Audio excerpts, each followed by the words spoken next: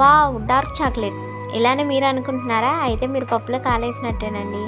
ఇది ఆవులకు ఔషధంగా వాడేది.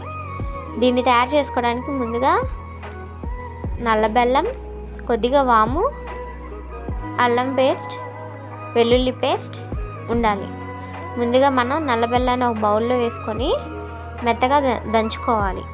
ఇలా దంచుకున్న బెల్లంలో కొద్దిగా వాము వేసుకోవాలి. తర్వాత అల్లం పేస్ట్ అలాగే వెల్లుల్లి పేస్ట్ కూడా వేసుకొని బాగా దంచుకుంటూ మిక్స్ చేసుకోవాలి.